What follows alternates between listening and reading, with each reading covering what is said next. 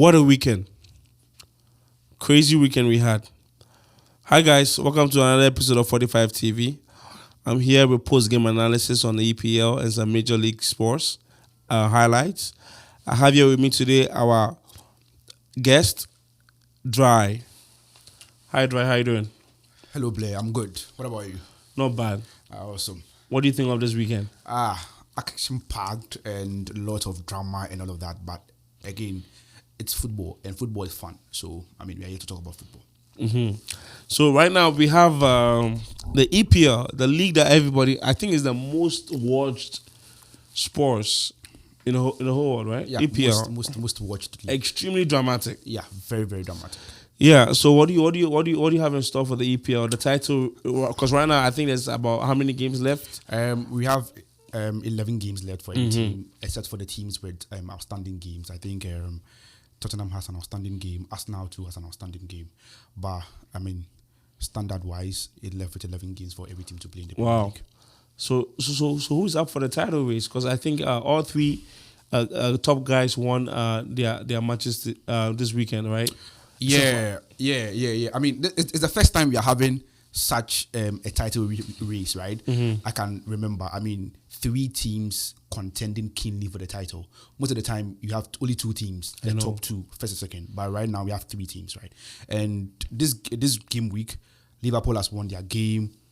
City just did by beating United. Yeah. And Arsenal has a game tomorrow, which is, in my opinion, soft work for them. They'll win that game. Who's Arsenal facing? Arsenal is facing Sheffield United tomorrow. They will beat Sheffield United. It's ground work for them. So then it will mean that the points gap still remain 1 between the first and second, and it will be 1 should Arsenal win their game tomorrow between second and third. So you can see how close the competition is, right? Mm-hmm. Yeah, that's the kind of excitement we look forward to seeing till May. I see. So what do you think it's going to bring out the team, or what is it going to take for the team to win or to come on top? Because what's this? I want you to be able to touch base on, the structure of Liverpool or the structure of Manchester City or Arsenal, and it's going to make a difference if either they fix or they keep the same pace. That will allow them to win the title. Yeah, so between these 3 teams, what is going to determine the ultimate winner? It's a cocktail of factors. Mm-hmm. So let's start with Liverpool, for example. So Liverpool, in recent times, has been playing at the top level, competing keenly with Man City, right? And we saw last season, Arsenal came close to winning the league, and then they bottled it at the end. So last season for Liverpool was a bad one. Injuries and players that need to leave the club, old players and all of that. So it affected Liverpool's mojo and momentum. And Klopp promised that he's going to rebuild the team. And he's done so. And they're competing at the highest level to win the league. In addition to the fact that he says he's leaving the club at the end of the season. This gives extra motivation to Liverpool to lift the Premier League. When you look at City has extra motivations to also lift the league. They've done it before. They know how it feels like to win the league. They know the taste of it. Last season they won the Champions League. They won the Premier League and they won the FA Cup. They went for a treble. And I don't think they want to settle for a team that just does one season extraordinary stuff. They want to back-to-back win. Exactly. They want to exert their authority and then dominance in that regard, and even set some records, right? So that serves as a motivation to City as well to win the league. Look at Arsenal. Arsenal in a long time has not won the league before. No. Last season they tried, and then injuries cost them the league. They've learned from their lessons and all of that, and then they were not strategic. Yeah, they were not strategic at the time. They had Partey got injury, and then they faced problems. Saliba got injured, and then that was it. But right now, Arsenal are in good position. They've reinforced their midfield. They've got reinforcements in their attack. People criticize their goal scorers. But in this year, in this 2024, Arsenal has the most goals scored so far. The fact that a number 9 is not scoring goal doesn't mean this. Make a difference. Exactly. Yeah. So they are scoring goals. But my focus is this. For all these 3 teams, the mentality, the character. Look at Liverpool. against Forest. Nottingham Forest. I mean, I thought the game was ending in a draw. In fact, Liverpool has not won a game at Nottingham Forest in the past 40 years until yesterday. Yeah. So, I mean, they got lucky. They got lucky. To win the game at that point in time tells you that this is a team that is hungry. The mentality is there. Want to win the league. The character is there. I can't say the same for Arsenal. City, I can say. So these are because they've been there before. Exactly. So these are the very last. There was a time that City nearly lost the league, and then Company fired the shot, and it gave them the chance to win the league. Rodri did some heroics last season. So these things, you're right, play role, right? But for Arsenal, I can't say same for them.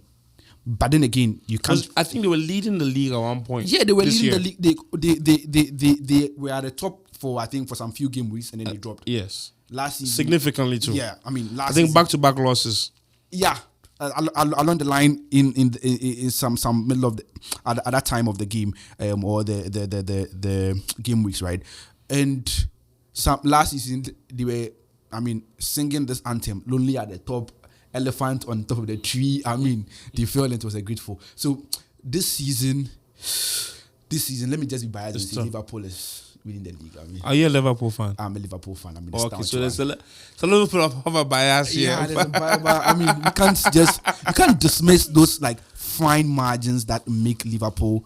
Great. Stand out of all of these. Liverpool has been on top peak for performance for my preview, right? Yeah. And Arsenal, yes, you could tell it's because they've not been champions for a while now. Wow, yeah. So being a champion is different, right? Mm-hmm. They do have what it takes, yet don't have what it takes. Yeah. Why do I say this? Is because they are going up against two teams that have won it before. Have won it before, and I've played a significant role in the league for the past decade, right? So we hope Arsenal pulls their strengths and try to keep it competitive. Yeah, because we've seen last year. You see how easy it was for City to just go and win. It was for City to just exactly. That's exactly what it was. Yeah. They walked in the park and they took what they wanted. Hey, I want to pick up the EPL. It's mine. That's it. Yeah. And Arsenal just allowed them to do that. Yeah. So we need to see more competitiveness. Exactly. So with that, just a quick response to that, right, or a quick contribution to that. The number of games that is left and the type of games left is also a very big deciding factor. Okay. And the state of every team. You mentioned earlier the structure of the team. Liverpool right now is struggling with injuries. So most of the key players are out. Alisson, Salah, their big players are out. Mohamed Salah is out? Yes, it's out.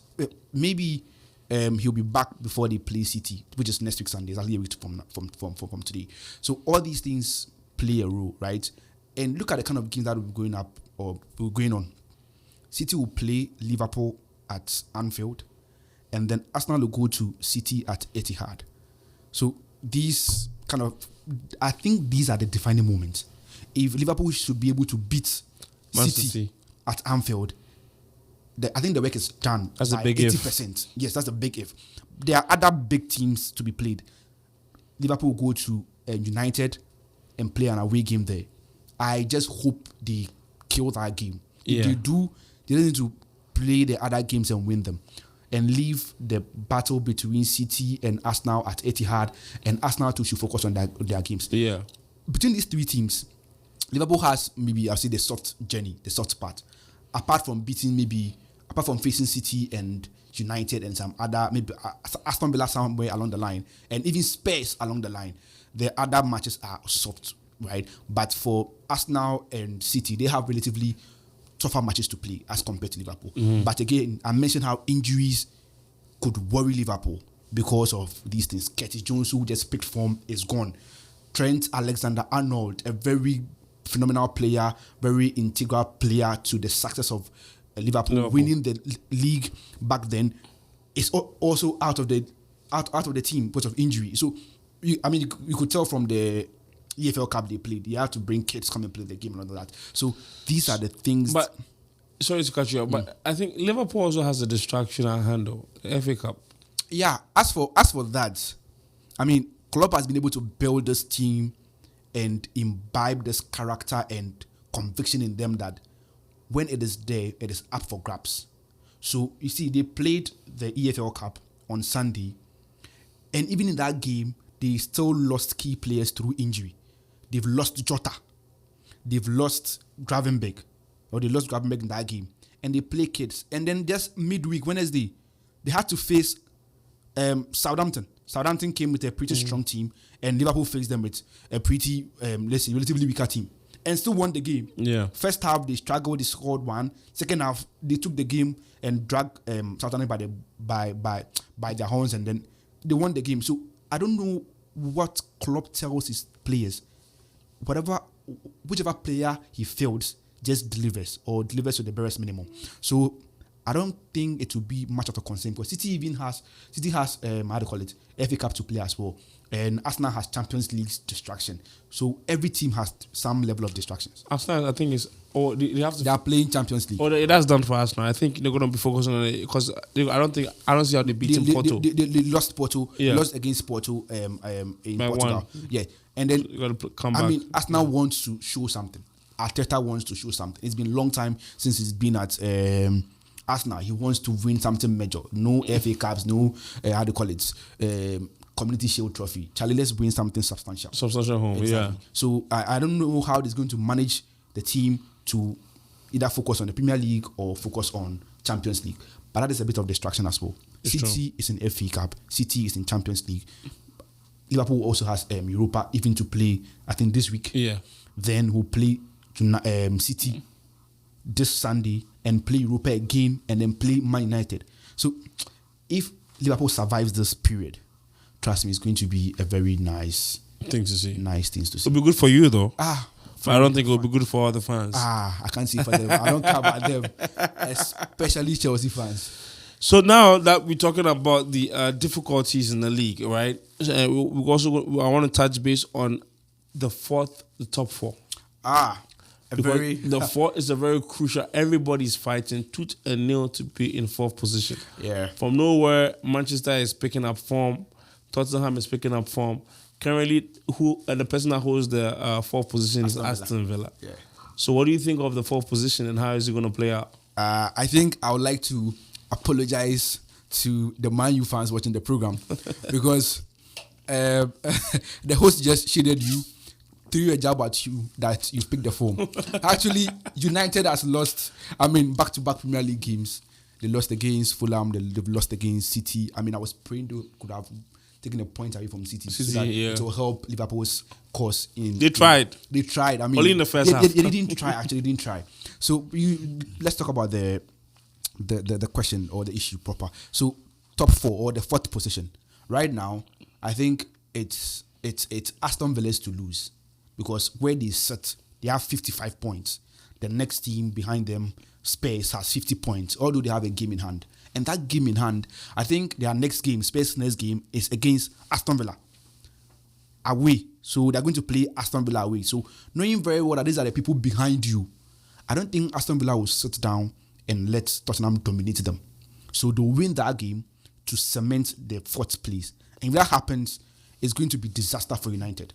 They had the chance to have at least shown something today at Etihad, but it's Etihad. It's a lion's den. You don't want to go there and when you are not Daniel. You can't go there and they'll shut the tiger or the lion's mouth. When you go, they will chew you.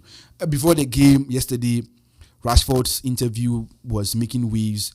Ten Hag this morning, he has this audacity and speaks big like Mourinho. But the football brain is like, that's why the football brain is like, Chris Hutton, CK Akono.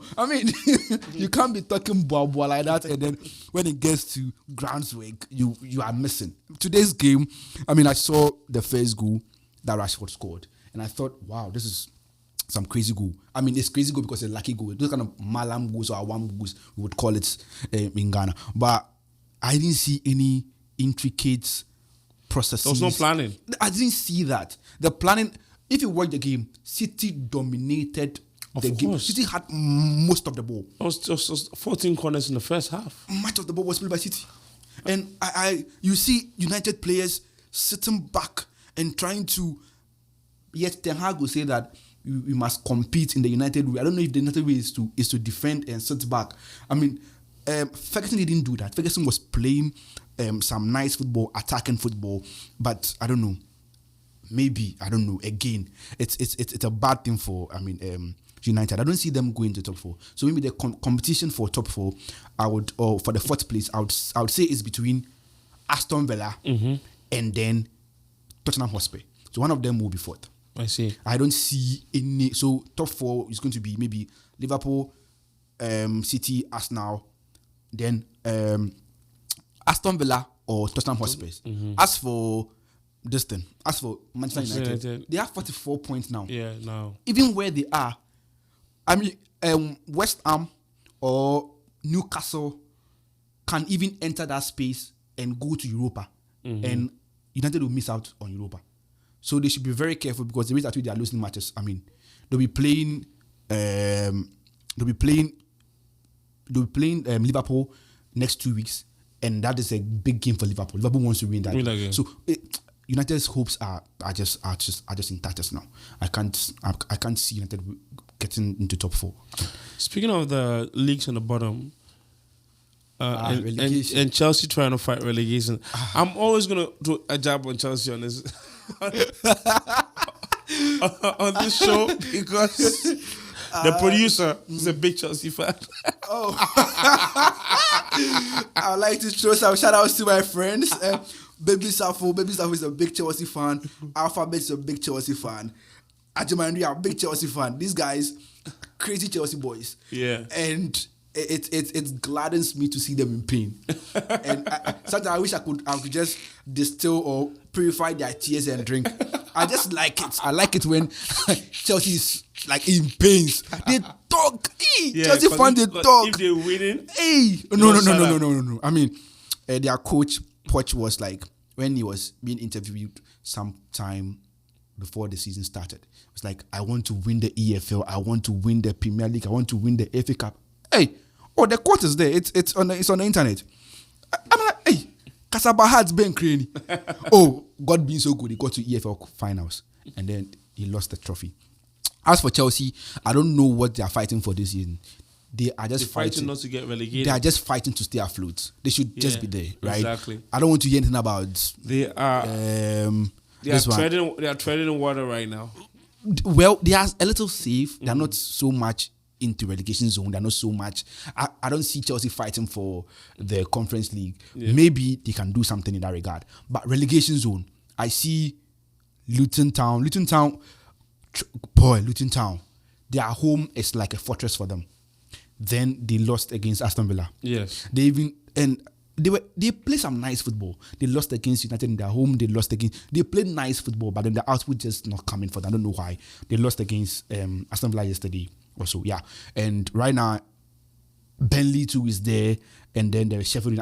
As for Sheffield and Burnley, I think they are gone. The third team to follow them is between Luton Town, maybe Everton.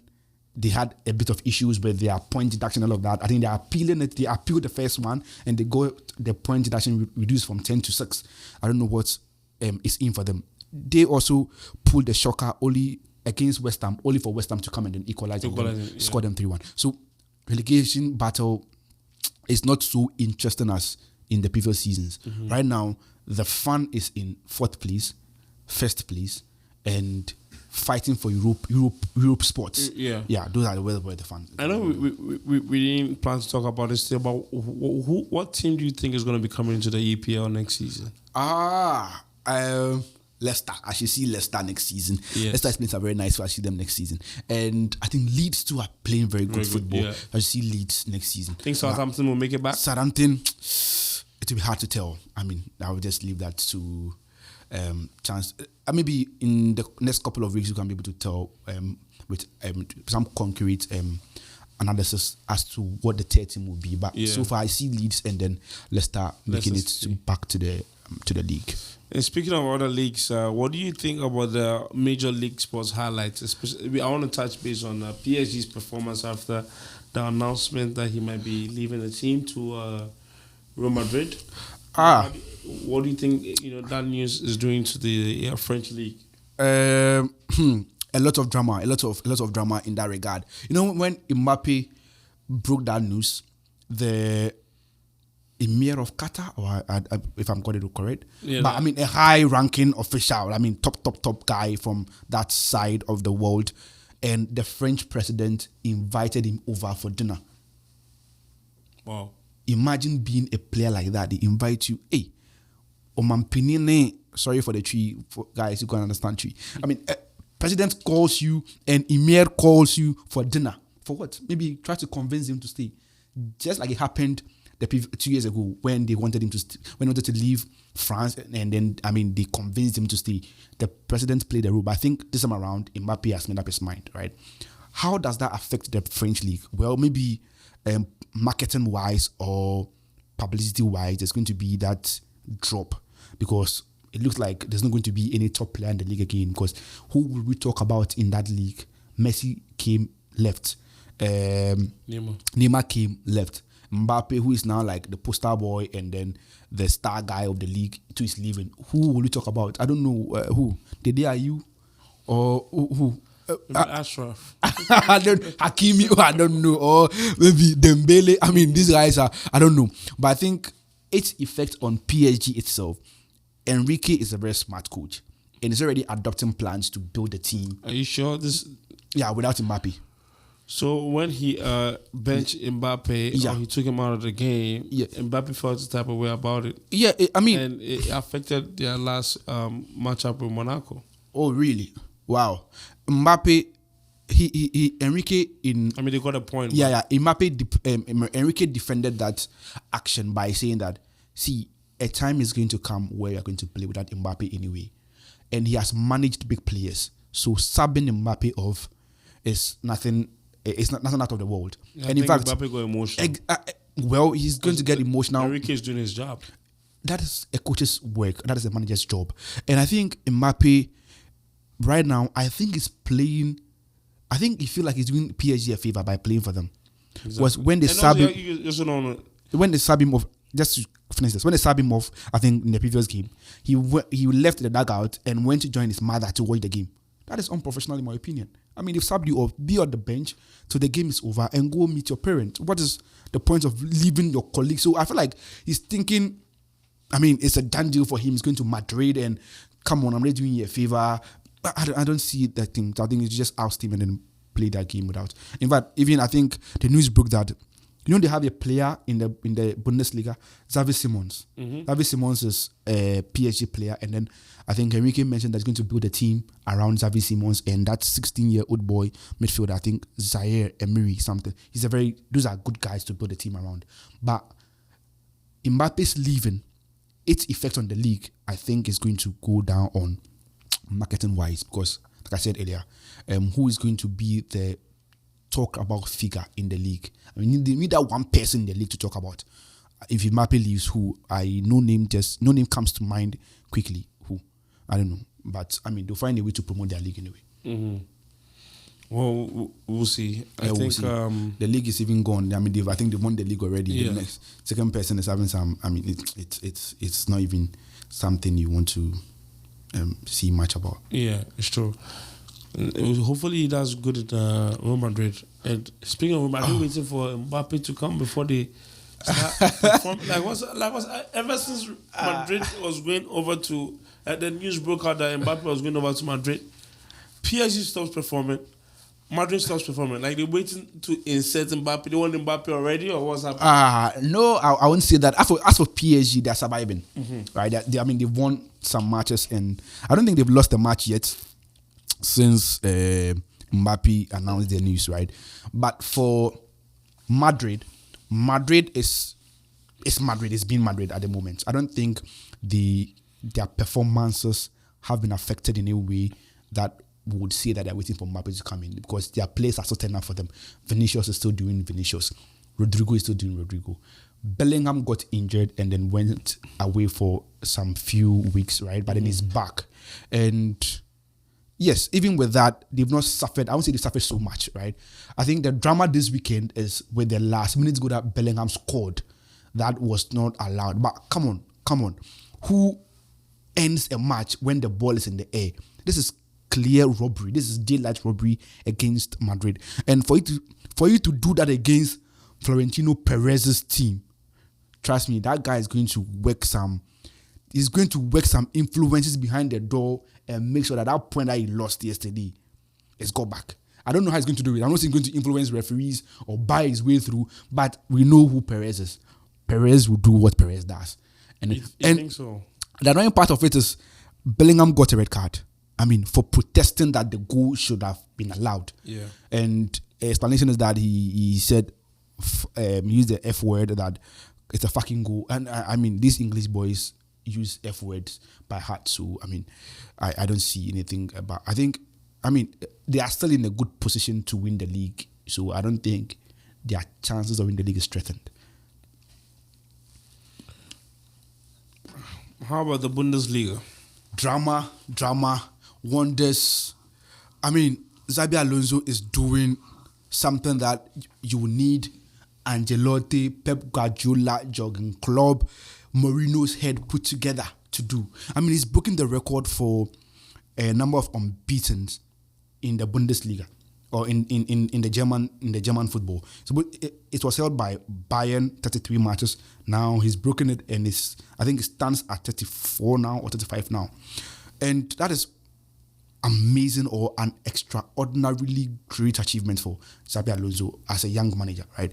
And for Bayern and Tuchel, it's I don't think it's getting any better for them. I mean, Tuchel knows he's leaving the season at the end of the season. The play there's this locker room division in the team. You think? Yeah, I hear. Like, I mean, there is this gangs in the team that, I mean, are working against the coach, supposedly or allegedly.